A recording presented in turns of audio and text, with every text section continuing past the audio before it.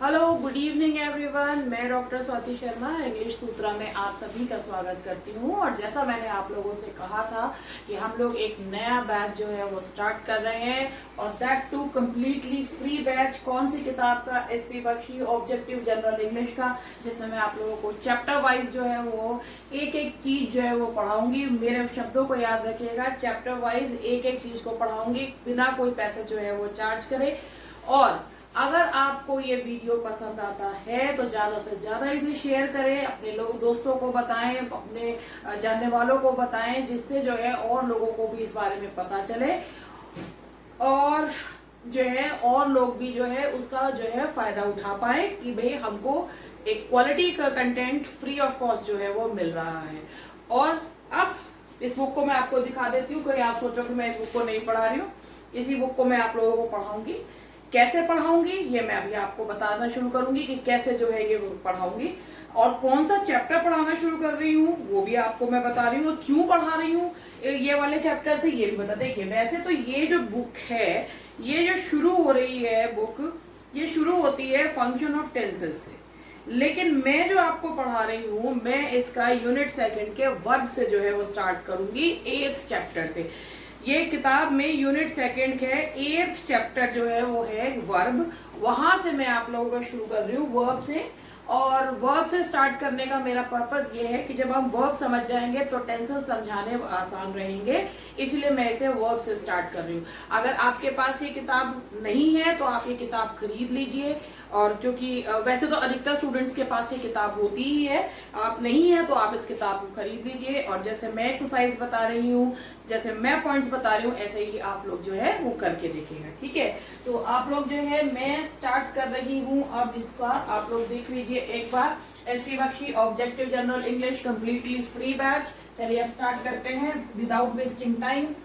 Chapter number 8, और उस chapter का नाम है वर्ब।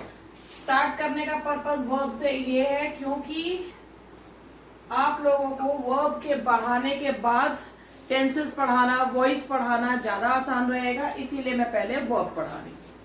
देखिए, वर्ब के बारे में जैसा बुक में लिखा हुआ है, बिल्कुल पहले बेसिक समझाती हूँ आप लोगों को कि वर्ब है क्या। वर्ब से अगर हम समझें तो वर्ब एक्शन बताता है,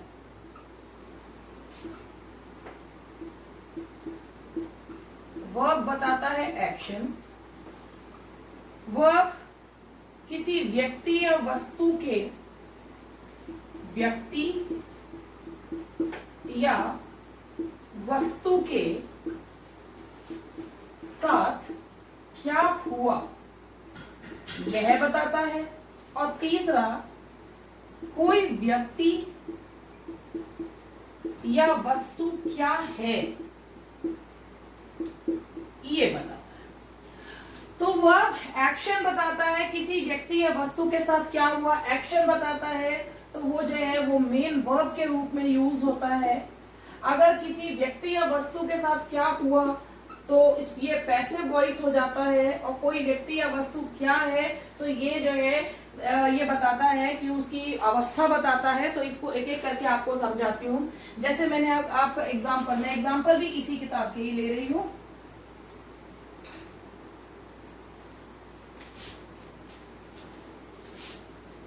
जैसा पहला एग्जाम्पल है कि she teaches in our school. She teaches in our school. इसमें जो आपका वर्ब है वो है पढ़ाती है। तो ये जवाब देता है, एक एक्शन बता रहा है कि भाई क्या करती है, पढ़ाती है। तो ये एक्शन का जवाब दिया, तो ये चीज आपका क्या है, ये आपका वर्ब है जो एक्शन बताए। She teaches in our school. अगर हम कहते हैं he often visits his parents, वह अक्सर अपने पेरेंट्स के पास जाता है। जाना, जाना जो है वो क्या हुआ, एक एक्शन बता रहा है। तो जो चीज एक्शन बताए वो चीज क्या होती है, वो चीज होती है वर्ब। तो यहां तक पहले आप देखिए कि वर्ब क्या बताता है, वर्ब बताता है एक्शन।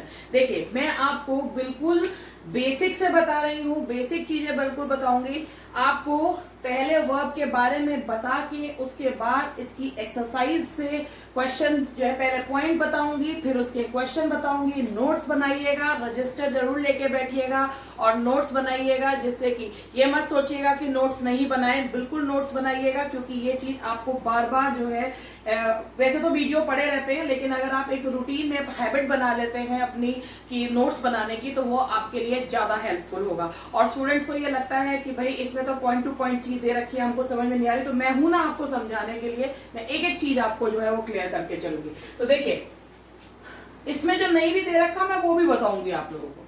देखिए, He often visits his parents, जो चीज एक्शन बताए, जिस भी चीज से आपके मन में इमेज बने, एक एक्शन बने की इमेज बने, उसे क्या कहा जाता है? वर्ब कहा जाता है। और कौन सा वर्ब कहा जाता है? मेन वर्ब कहा जाता है। अब ये पॉइंट नंबर 1 के मैंने आपको एग्जांपल्स दिए, बिल्कुल देख लीजिए। स्क्रीनशॉट तो इसमें आपको लेने की जरूरत है नहीं वैसे, क्योंकि आप लोग इसको जो है वीडियो को अपने हिसाब से कभी भी देख सकते हैं। तो ये देखिए, इसको लिख लीजिए।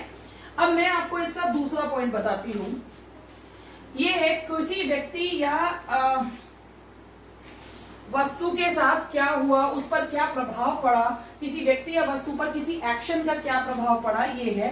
जैसे आप इसमें ये देखिए, he was punished, उसको जो है देखिए यहाँ पे जब एक हेल्पिंग वर्ब और एक मेन वर्ब आ रहा है, he was punished, उसे पनिश किया गया, यानी कि उसको जो है उसको सजा दी गई। तो सजा दी गई। किसी व्यक्ति पे किसी एक्शन का क्या प्रभाव पड़ता है, जब हम प्रभाव बताते हैं तो उसको क्या कहा जाता है? वो पैसिव वॉइस में हो जाता है। और passive, he was punished, he has written, उसने लिख लिया है। यानी कि जब किसी पे किसी एक्शन का प्रभाव पड़ता है तो उस प्रभाव वाली चीज को भी हम क्या कहते हैं? वर्ब।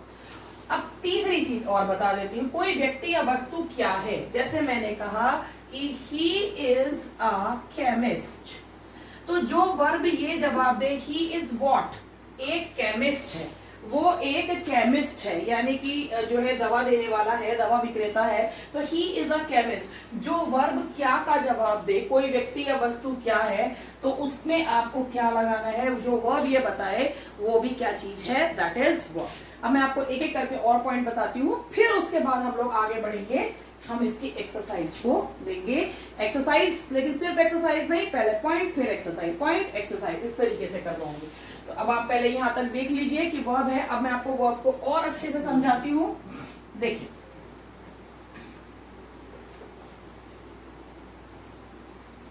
वर्ब को हम दो कैटेगरी में बांटते हैं, जिसे कहा जाता है main verb and auxiliary verb. ध्यान से समझिएगा, main verb and auxiliary verbs दिखेगा।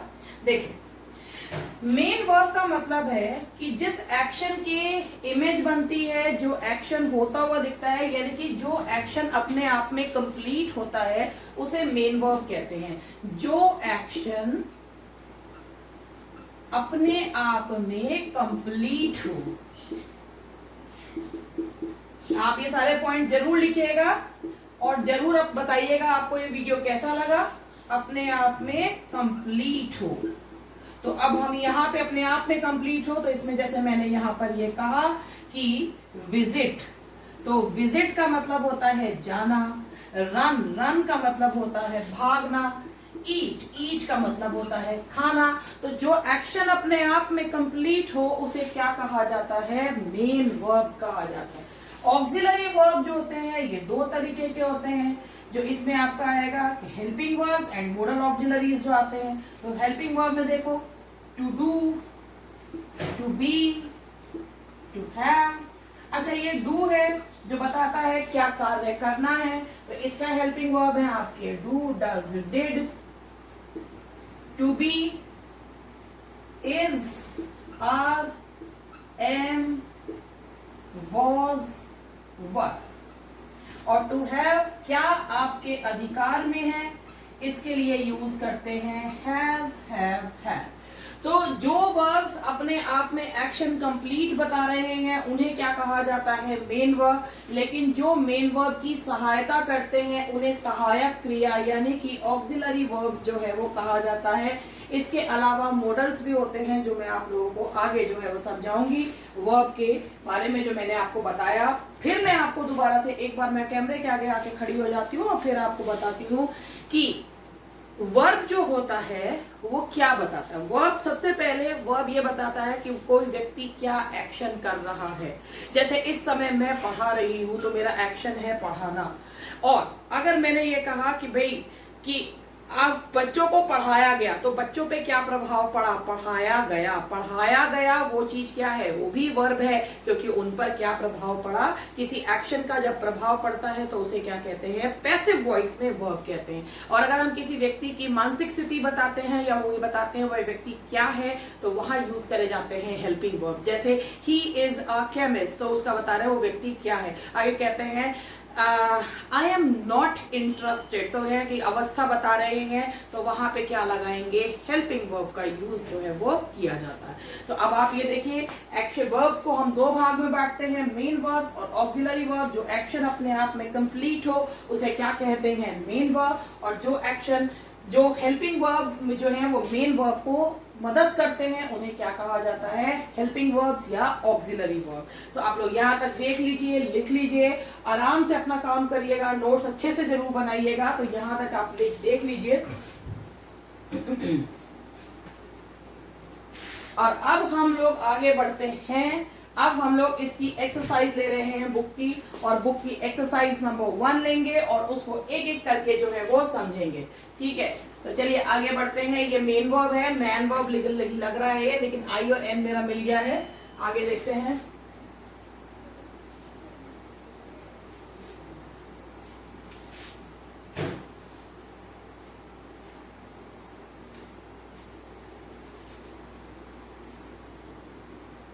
देखिए अब मैं इस बुक को अपने हाथ में ले रही हूँ और इस बुक से ही मैं एक्सरसाइज आपको करवाऊंगी। एक एक पॉइंट मैं आप लोगों को बताती जा रही हूँ। देखिए सबसे पहला जो इसका ही इसी बुक का क्वेश्चन है, इस क्वेश्चन को कैसे आपको ऐसे क्वेश्चन कहीं भी दिखाई दें तो आपको कैसे सॉल्व करना है ये मैं आपको आज बता रही हूँ।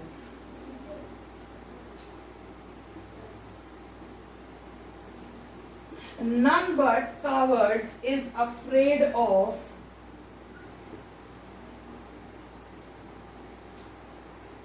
fighting। अब मैं पहले आपको कुछ पॉइंट बताऊं फिर उसके बाद इस क्वेश्चन को कराऊंगी। सबसे पहले ये समझिए कि वर्ब चाहे मेन हो या ऑक्सिलरी हो, जो वर्ब के पहले आ रहा है वो चीज क्या है, दैट इज सब्जेक्ट। ठीक है, जो वर्ब के ठीक पहले आ रहा है उसे क्या कहा जाता है, सब्जेक्ट कहा जाता है। अब इस बात को हम ऐसे समझेंगे वर्ब से पूछने पे जो क्या और कौन का जवाब दे उसे क्या कहते हैं, सब्जेक्ट कहते हैं। जैसे मैंने बोला कि आई एम ए डॉक्टर, तो हमने यहाँ पे पूछा कि हु इज अ डॉक्टर, तो हमने बोला आई, ये हुआ वर्ब और ये हो गया आपका क्या, सब्जेक्ट। ह्यूमन बींग्स के लिए यूज करते हैं, लिविंग बींग्स के लिए यूज करते हैं हु, और थिंग्स के लिए यूज किया जाता है व्हाट। यानी कि अगर आप वर्ब से हु और व्हाट का जवाब मांगे और जो हु और व्हाट का जवाब दे उसे क्या कहा जाता है, सब्जेक्ट। जैसे कहा कि राम ने गिलास तोड़ा, किसने गिलास तोड़ा, who broke the glass, Ram. तो जो राम है दैट इज योर सब्जेक्ट। तो याद रखिएगा कि जब भी कभी वर्ब से पूछने पर क्या और कौन का जवाब आए तो उसे क्या कहा जाता है, उसे सब्जेक्ट कहा जाता है। तो अब मैं आपको इसी चीज को यहाँ पे समझाती हूँ कि इस सेंटेंस, ये आपकी एसपी बख्शी की जो किताब है, मेरी बुक में इसका पेज नंबर है 100। तो 100 में वर्कबुक एक्सरसाइज ए में जो क्वेश्चन नंबर 1 है वो मैं आप लोगों को समझा रही हूँ कि इस क्वेश्चन को सॉल्व कैसे करना है। अगर इससे मिलते जुलते क्वेश्चंस आ जाएं तो आपको कैसे सॉल्व करना है ये मैं आपको बता रही हूँ। तो यहाँ तक आपको सब्जेक्ट के बारे में जानकारी हो गई होगी कि सब्जेक्ट कैसे यूज करते हैं। और अब मैं आपको आगे बताती हूँ। देखिए अगर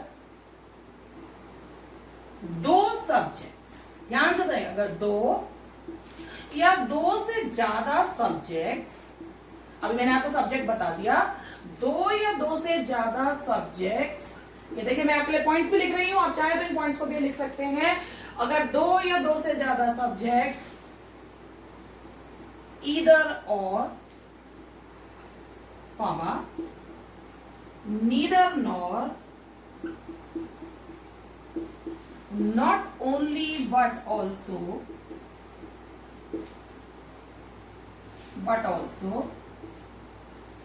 नन बट से जुड़े हुए हो तो वह और नॉर बट के बाद वाले सब्जेक्ट के अकॉर्डिंग लगेगा। तो इस क्वेश्चन को ध्यान से देखिए कि none but cowards is afraid of fighting. मैंने आपको क्या बताया कि दो या दो से ज्यादा सब्जेक्ट्स अगर किससे जुड़े हुए हो, either or, neither nor, not only but also, none but से जुड़े हुए हो, तो वर्ब इसको देख के नहीं लगाते हैं, किसको देख के लगाते हैं, जो इनके बाद आ रहा हो। जैसे कि चलिए पहले ये वाला पॉइंट लिख लीजिए, क्यों? क्योंकि इसमें जो इनका सब्जेक्ट होता है वो ये माना जाता है, ना कि इनके पहले वाला, ठीक है। तो यहां तक आप देखिए कि इस पॉइंट को भी लिख लीजिए कि कैसे ये जो पॉइंट मैंने आपको बताया कि दो या दो से ज्यादा सब्जेक्ट्स अगर ईदर और नीदर नॉर से जुड़े रहते हैं, नन बट से जुड़े रहते हैं, तो उनकी जो बात यानी कि और के बाद आ रहा है, नॉर के बाद आ रहा है, उसके अनुसार जो है वो वर्ब जो है वो उसके अनुसार लगता है। तो अगर हम इस सेंटेंस को देखें तो देखिए नन अपने आप में सिंगुलर है, लेकिन बट के बाद क्या आ रहा है, कावर्ड्स आ रहा है। कावर्ड्स का मतलब होता है कायरो, ठीक है, कि और कोई नहीं डरता कायरो के अलावा लड़ने से। तो कायरो, कायर व्यक्ति को बोलते हैं, कायर होता तो कावर्ड होता, कायरो बहुत सारे जो है कायर व्यक्तियों को बोला जाता है कावर्ड्स। तो यहाँ पे ये हमारा कैसा है, ये हमारा सब्जेक्ट प्लूरल है। अगर सिंगुलर और प्लूरल भी नहीं पता हो तो वो भी मैं बताती हूँ। एक व्यक्ति एक चीज को सिंगुलर एक वचन कहते हैं और दो या दो से ज्यादा को प्लूरल जो है वो कहा जाता है। आप खुद समझिएगा, इतना बेसिक से अगर आपको कहीं और मिल जाए तो मुझे बता दीजिएगा। मैं अपनी तरफ से पूरी कोशिश कर रही हूँ कि आप लोगों को एक एक चीज जो है मैं आपको पढ़ा दूं। इसको पढ़ने के बाद आपको कहीं और कुछ और इससे संबंधित पढ़ने की आवश्यकता ना पड़े। तो प्लीज जो है ध्यान से पढ़िएगा और जरूर इस वीडियो को शेयर जो है वो करते रहिएगा और अच्छे से पढ़िएगा। देखिए कावर्ड्स कैसा हो गया, प्लूरल। तो मैंने आपको बताया था कि जब दो वर्ब जो है उसके सब्जेक्ट के अकॉर्डिंग लगेगा। अब एक और चीज बताती हूँ, अगर आपने यहाँ तक ये लिख लिया हो तो मैं आपको एक चीज और बताती हूँ। देखिए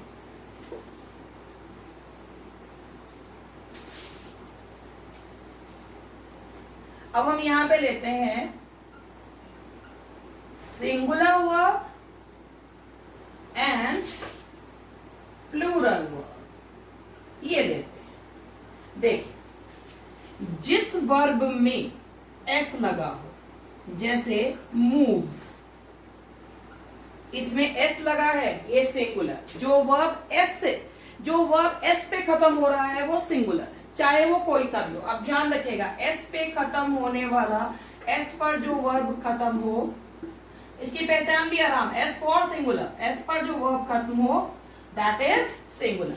चाहे आप इज ले लीजिए, आप वॉज ले लीजिए, आप डज ले लीजिए, हैज ले लीजिए, ये सारे वर्ब्स आपके क्या हैं, सिंगुलर।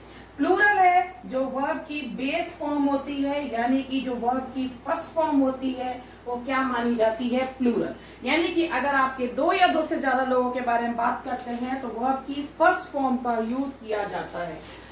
आर, वर, हैव, ये आपके प्लूरल वर्ब्स हैं। अब इसमें भी एक चीज याद रखिएगा, डिड, हैड, ये सिंगुलर और प्लूरल दोनों में यूज किए जाते हैं। इनका कोई सिंगुलर प्लूरल में, ये बिना सिंगुलर प्लूरल के यूज किए जाते हैं। और जो एम होता है वो खाली आई के लिए यूज होता है, बाकी ये जो है सिंगुलर प्लूरल में हमने बांट दी। अब इनको ही देखते हुए, आई थिंक ये बहुत नीचे हो गया है, पता नहीं आपको दिखेगा नहीं दिखेगा, यहां से ले लेती हूं मैं। आई के साथ एम यूज होता है, इतना मैंने आपको बताया कि सिंगुलर और प्लूरल वर्ब्स होते हैं। अब जरा ध्यान से देखिए, अब हमने ये सिंगुलर और प्लूरल वर्ब की भी टेबल बना दी है। अब आप ये देखिए, कावर्ड्स आपका हो गया प्लूरल, क्योंकि बहुत सारे लोगों के बारे में बात कर रहे हैं, तो यहाँ पे इज नहीं आएगा। इज का प्लूरल देखिए क्या है, दैट इज आर। तो यहाँ हम क्या कर देंगे, आर का यूज करेंगे। तो फिर दोबारा से मैं आपको बता देती हूँ, एक सेंटेंस से ही कई सेंटेंस सॉल्व होते हैं। तो मैंने आपको इसमें बताया, अब आपको इसमें ऐसी और भी चीजें मिलेंगी, और भी क्वेश्चंस मिलेंगे, आप आराम से सॉल्व कर लो। मैंने क्या बताया कि आपको देखना क्या है, neither nor, either or, none but, not only but also के बाद, और नॉन ना बट के बाद जो सब्जेक्ट आ रहा हो उसके हिसाब से वर्ब लगाना है। और सिंगुलर और प्लूरल वर्ब में भी मैंने आप लोगों को एक जो है डिफरेंशिएट करना जो है वो बताया कि किस तरीके से इनमें जो है वो हम अंतर जो है वो करते हैं। तो क्वेश्चन नंबर 1 हम इस तरीके से सॉल्व करेंगे। बताइए कौन सा मुश्किल था, कितना आसान था। और बच्चे कह रहे हैं कि ये भाई जो है एमसीक्यू वाली बुक है या इस तरीके की बुक है, आप बिल्कुल परेशान मत होइए। चाहे इस किताब में अगर पॉइंट्स को शॉर्ट में भी दिया हुआ है तो मैं इलैबोरेट करके समझाने के लिए मैं हूं आपको, तो मैं आपको समझा रही हूँ। बहुत मोस्ट ऑफ द स्टूडेंट्स जो हैं वो इसी किताब को अपने सामने रख के इस जो है वो प्रैक्टिस करते हैं, लेकिन रट लेते हैं, चीजों के बारे में पता नहीं होता। मैं आपको एक एक पॉइंट जो है वो एक्सप्लेन करूंगी। देखिए, इसको देख लीजिए। अब हम लोग क्वेश्चन नंबर 2 पे बढ़ते हैं। यहां तक आप लोग देख लीजिए, स्क्रीनशॉट लेना है, जो भी करना है वो आप लोग देख लीजिए। उसके बाद हम लोग अब आगे बढ़ते हैं। सिंगुलर और प्लूरल वर्ब देख लीजिए अच्छे से। अब हम बढ़ते हैं आगे। अच्छा, ये मैं आपके लेक्चर अभी बस कुछ दिन और रिकॉर्डेड आ रहे हैं, फिर उसके बाद मैं आपके सामने बिल्कुल लाइव आऊंगी। और लाइव में मैं चाहूंगी ज्यादा से ज्यादा बच्चे जो हैं वो जुड़े, जिससे मुझे भी लाइव सेशन लेने में अच्छा लगे, मजा आए कि यहाँ इतने सारे स्टूडेंट्स जो हैं वो मेरे साथ जो है वो जुड़ गए हैं। चलिए, अभी इसी चीज को हम लोग जो है आगे बढ़ाते हैं। एक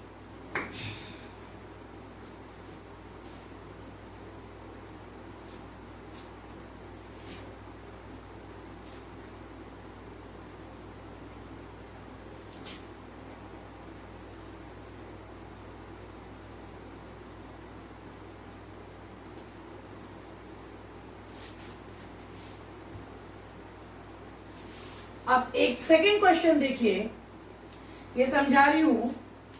ये क्वेश्चन आया, many a bride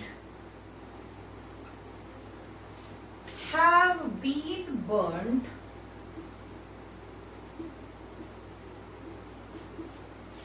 and killed for dowry. अब पहले हम एक काम करेंगे, बहुत सारे स्टूडेंट्स ऐसे भी होते हैं जिन्हें सेंटेंस का मीनिंग ही नहीं समझ में आता, तो मैं एकदम जो है ना स्टूडेंट्स के पॉइंट ऑफ व्यू से समझ के ही लेक्चर मैंने प्रिपेयर जो है वो करा है। मैं सोचू एक एक चीज समझ में आनी चाहिए। देखिए, ब्राइड का मतलब होता है दुल्हन, और बर्न्ट मतलब होता है जला दी जाती है, किल्ड मार दी जाती है, किसके लिए, दहेज के लिए। अब हमको पॉइंट समझना है। पॉइंट क्या समझना है, अगर आपका मैनी वर्ड आ रहा है, मैनी का मतलब होता है बहुत से, बहुत सारे, ठीक है। मैनी अगर आपका आ रहा है तो मैनी के बाद आपको एक चीज याद रखनी है कि मैनी के बाद या तो आपका जो सब्जेक्ट आएगा वो कैसा आएगा, प्लूरल आएगा, और प्लूरल के बाद उसके साथ वर्ब भी कैसा लगेगा, प्लूरल ही लगेगा। जैसे मैंने कहा कि many students want to take this examination। अगर मैं इस सेंटेंस, आप एक चीज और याद रखेगा, मैंने बार बार आपको कहा है, आप वर्ब के लेक्चर को एक दो बार देखेंगे, आपको बहुत अच्छे से समझ में आएगा। जो वर्ब की फर्स्ट फॉर्म होती है, बेस फॉर्म होती है, वो क्या मानी जाती है? प्लूरल मानी जाती है। तो आप देखिए मैनी के एकदम बाद जो आपका सब्जेक्ट है वो कैसा है? प्लूरल, और वर्ब भी प्लूरल ही लगाया गया है। तो फिर इस सेंटेंस में क्या करें? ब्राइट के पहले से ए हटा दें क्या? अगर मान लो इसमें है, हमें यही चीज सीखनी है। अब क्या चीज सीखनी है वो मुझे आपको बताना है। पहले आप लोग यहाँ तक देख लीजिए और उसके बाद मैं आगे जो है वो बढ़ती हूँ, मैं आपको जो मुझे समझाना है।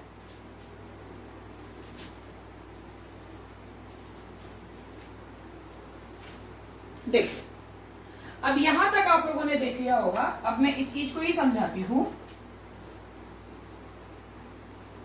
देखिए, अगर मैनी के बाद ए या एन आता है तो सब्जेक्ट ये नहीं रह जाता, ये बन जाता है, ये बन जाता है।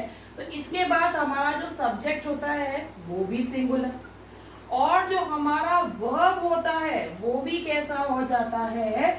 सिंगुलर हो जाता है। तो यहां पर मान लीजिए कि इस सेंटेंस में अगर हम इसको दो तरीके से ठीक कर सकते हैं। या तो हम इसके आगे से ए हटा दें और ब्राइट्स कर दें, या हम इसमें जो है इस पद्धति से चलें, क्योंकि सीखना हमें यही है। मैनी के बाद सब्जेक्ट क्यों? क्योंकि अगर ए और एन किसी चीज के पहले लग जाता है तो वो क्या बन जाता है?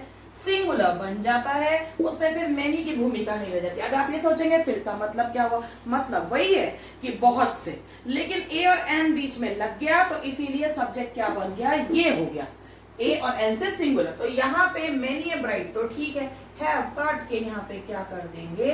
हैज का प्रयोग जो है वो किया जाएगा। तो मुझे लगता है आपको ये क्वेश्चन समझ में आया होगा, अच्छे से समझ में आया होगा कि क्या बताया मैंने आपको कि मैनी अगर खाली आ रहा है तो आपको सब्जेक्ट कैसा रखना है? प्लूरल। याद रखिएगा, प्लूरल सब्जेक्ट रखना है, और ए और एन लगेगा तो सिंगुलर सब्जेक्ट का प्रयोग जो है वो किया जाएगा। मैनी के बाद आपको दो ही तरीके के, मैनी के बाद प्लूरल और मैनी ए और एन के बाद सिंगुलर सब्जेक्ट का प्रयोग जो है वो किया जाता है। तो यहाँ तक मैंने आपको दो क्वेश्चन सिक्वेंशियली करवाए और आई होप कि आपको समझ में भी आए होंगे। ऐसा क्यों? क्योंकि मैं साथ के साथ इनकी एक्सप्लेनेशन भी देती हुई चल रही हूँ।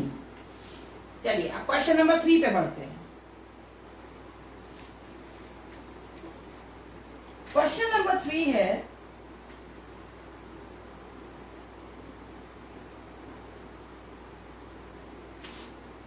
ईच ऑफ, एक काम करती हूँ मैं इनको क्वेश्चंस को यहां से मिटा देती हूँ। अब मैं आपको यहां पे लिख के बताती हूँ।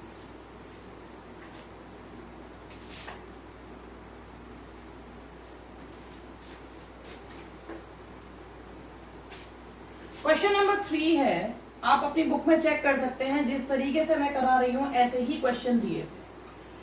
ईच ऑफ दीज players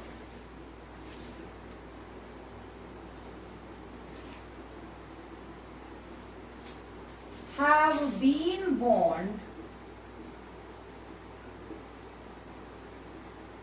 का मतलब होता है चेतावनी देना, not to repeat the silly mistake.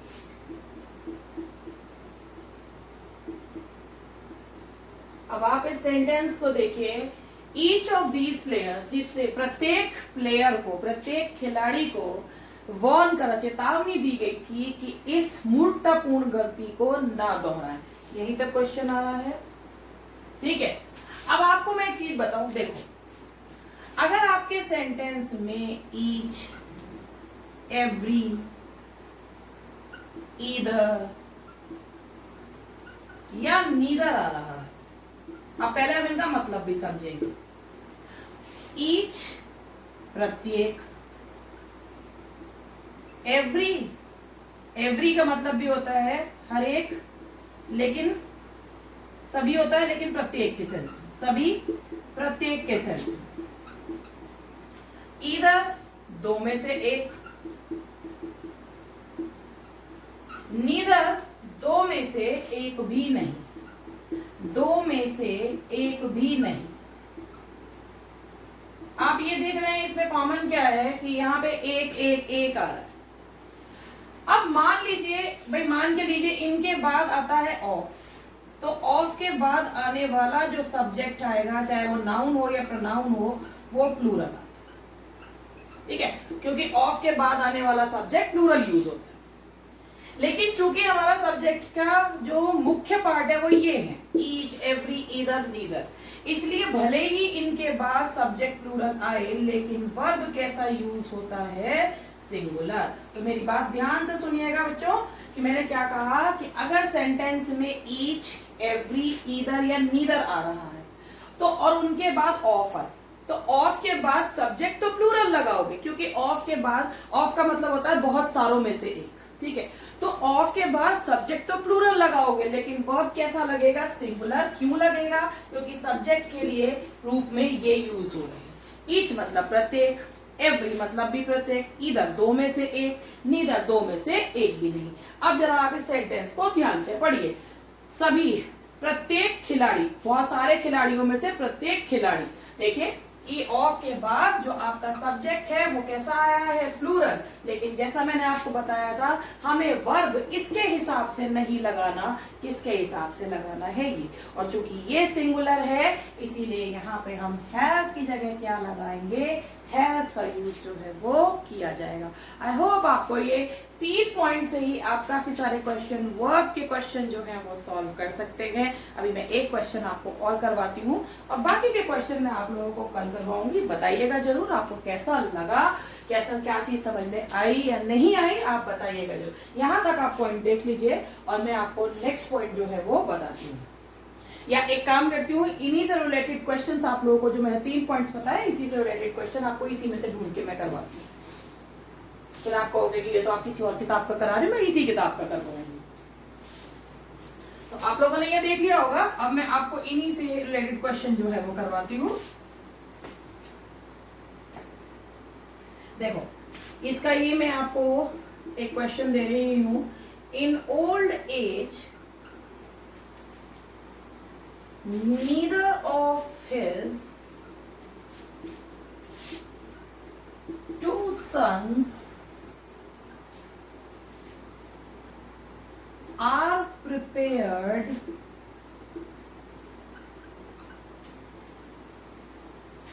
to come to his help. तो आपको इस क्वेश्चन को ध्यान से देखिए कि बुढ़ापे में उसके दोनों बेटों में से कोई भी उसकी मदद के लिए आने को तैयार नहीं है।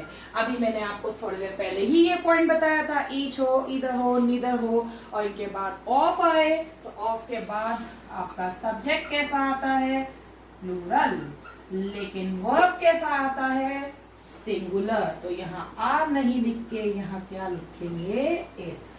तो ध्यान से देखिएगा और बताइएगा कि ये क्वेश्चन आपको समझ में आए। मतलब क्वेश्चंस के साथ कि मेरा मेथड है कि मैं पहले क्वेश्चन लिखती हूँ, उसके बाद उसकी एक्सप्लेनेशन देती हूँ, कि जैसे कि आप लोगों को जो है वो समझ में अच्छे से आए, और जैसे ही वो क्वेश्चन आपको कहीं दिखे तो आप आराम से उन्हें सॉल्व कर लें। चलिए एक और बता देती हूँ।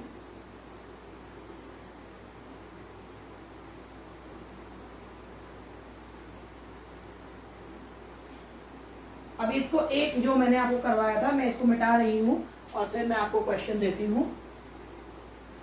जो मैंने अभी तक करवाए हैं उन्हीं पे बेस्ड है ये।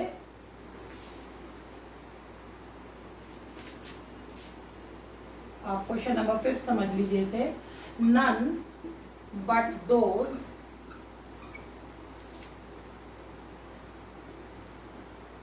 with honest records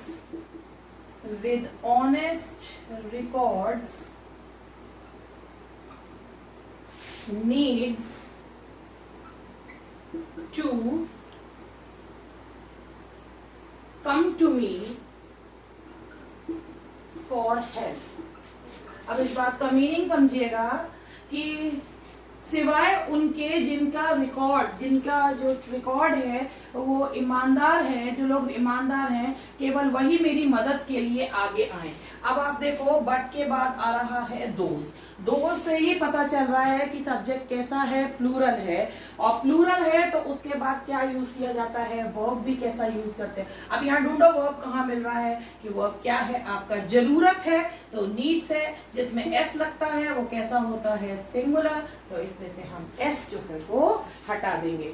I hope कि आपको जो मैंने पॉइंट्स करवाए उन पॉइंट से और जो मैंने एक्सरसाइज करवाई वो आपको समझ में आएगी। आज ज्यादा लंबे एक्सरसाइज इसलिए नहीं करवा रही हूँ क्योंकि पहले मुझे आपका रिस्पॉन्स जानना है। तो प्लीज इस वीडियो को देखिए और अपना रिस्पॉन्स मुझे जरूर बताइए। Thank you very much. मिलते हैं कल इसी समय पर।